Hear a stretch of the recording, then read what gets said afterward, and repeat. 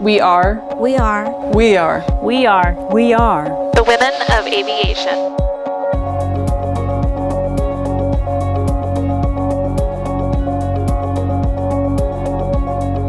As an aviation systems engineer, I get to work a lot on really cool products and come up with how things should work in the aircraft. A program engineer is somebody who works directly with a customer, in this case an aircraft manufacturer, to help ensure that all of the products and designs are in order and help the customer solve problems.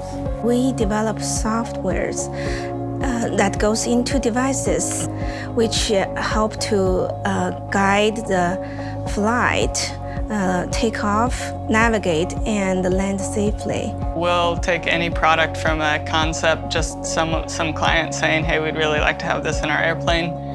And then you'll design it and get prototypes of it, and you'll run it through a whole bunch of tests and then certify it and support it in production. I really became interested in the field of aviation as a pretty young child. My father is a private pilot and owns his own aircraft. So I spent a lot of time in small aircraft as a kid growing up. Both my parents are engineers, so I never thought I cannot be an engineer because my mom is already done it.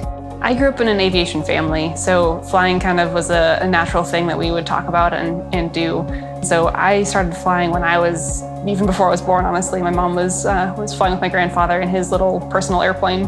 And we'd go backcountry camping. It was a lot of fun just to be able to see how the technology's in the airplane, the airplane itself, that it could take you to those places. And I ended up getting my pilot's license when I was 17. And I ended up getting my driver's license when I was like 21, so a little backwards for most people. Growing up, I didn't know what I wanted to be. It was everything from a firefighter one day to a soccer player the next day. I actually didn't know that I wanted to go into engineering until I started college. I'd say I was pretty interested in most things mechanical, which was probably unusual for a young girl, especially at that time. My mom has this really embarrassing story that she likes to tell. I used to have one of those ride-on cars. I must have been pretty young, maybe 6, 7, and I was riding it out in the backyard, and she came out and she found me with it flipped upside down at the bottom of a hill with the battery and all the wiring ripped out of the bottom of it, because I had decided that it wasn't powerful enough to make it up the hill. I did eventually get it reassembled and I got back up the hill, but I'm not sure my tinkering caused it. I got a degree in mechanical and aerospace engineering, and I interned on the programs team, which is what we call the team that works with aircraft manufacturers, so people who build the airplanes themselves. And then when I came on full-time after I graduated, I did the same job. A typical day for me is a lot of communication with colleagues, just to have discussions about new technologies, new ideas. I've had times in my job where I will have a desk that's just off the wing of an airplane, and I sit there and whatever that airplane needs or whatever people working in the airplane need, I get for them. Hardware does a lot of the actual circuitry, so physical circuit boards and soldering and resistors and capacitors and all of that.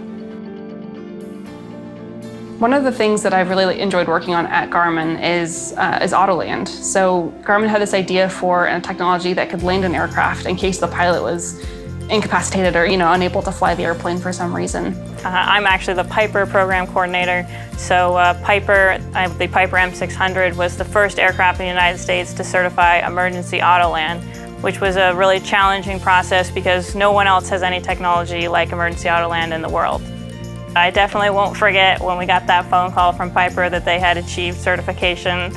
To test the flight control system, we have to get into a scenario that you see your software actually control and guided the airplane to fly and to land safely. One of the things that I like a lot about engineering is that it's not subjective at all. It either works or it doesn't work.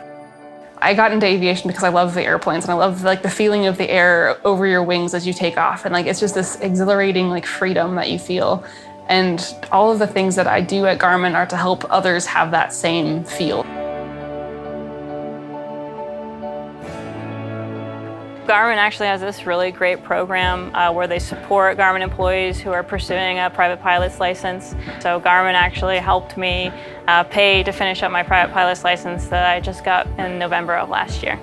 We have a bunch of young, energetic, and smart, fun people to work with. I think there's kind of a culture of working together here, and it's less of like I'm in competition with someone else and more about like let's collaborate and like share that knowledge and kind of all be better together. At Garmin, we have women working in all fields of aviation. There are women who work in systems engineering, who are designing the systems that work in the aircraft. There are women who work in software engineering, who are writing and developing code.